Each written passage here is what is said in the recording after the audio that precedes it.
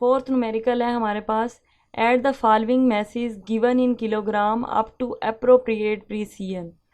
तो 2.19, 0.089, 11.8 एंड 5.32। अच्छा, हमारे पास यहाँ पर कुछ मैसेज दिए गए हैं जिन्हें हमने ऐड करना है अप्रोप्रिएट प्रीसीजन, यानी कि उनकी सबसे सही, उनकी प्रीसाइज वैल्यू तक।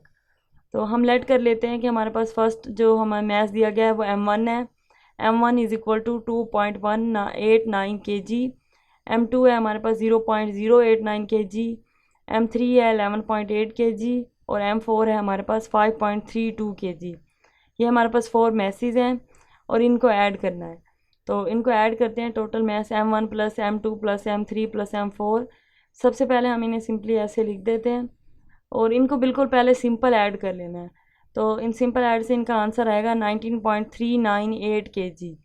अब यहाँ पर सवाल ये पैदा होता है कि इसको किस तरह से लिखना है, यानी क्या हमें यहाँ पर राउंड ऑफ करना चाहिए था, या अगर यहाँ पर मैंने राउंड ऑफ किया है तो क्यों किया है।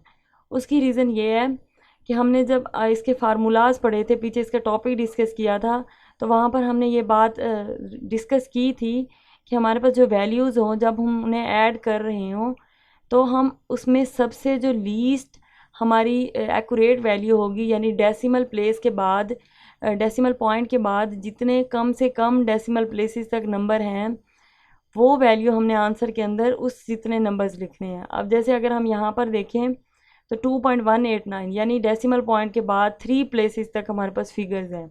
और अगर यहाँ देखें तो यहाँ पर भी 3 प्लेसेस तक फिगर हैं, यहाँ पर 1 फिगर है और यहाँ पर 2 हैं। तो सबसे कम किस में है, 11.8 में। तो हमारा जो आंसर है उसके अंदर भी हमारा जो पॉइंट हो उसके बाद सिर्फ 1 फिगर होना चाहिए। इसके लिए यहाँ पर मैंने राउंड ऑफ कर दिया, और यहाँ पर क्योंकि वो 5 से बड़ा था 9, इसलिए उसे राउंड ऑफ करके यहाँ पर 4 कर दिया। तो ये 19.4 kg आंसर आ गया। अब यहाँ पर लिखा हुआ है, as in the given message 11.8 kg is the mass of least precision. अब ये यहाँ पर वही बात की, क्योंकि सबसे लीस्ट प्रीसीजन यही है, हैविंग 1 डेसिमल प्लेस, जिसके पास सिर्फ 1 डेसिमल प्लेस है, which is the appropriate precision, और ये सबसे अप्रोप्रिएट प्रीसीजन है, इसलिए हमने यहाँ पर राउंड ऑफ करके इसे 1 डेसिमल प्लेस तक कर दिया।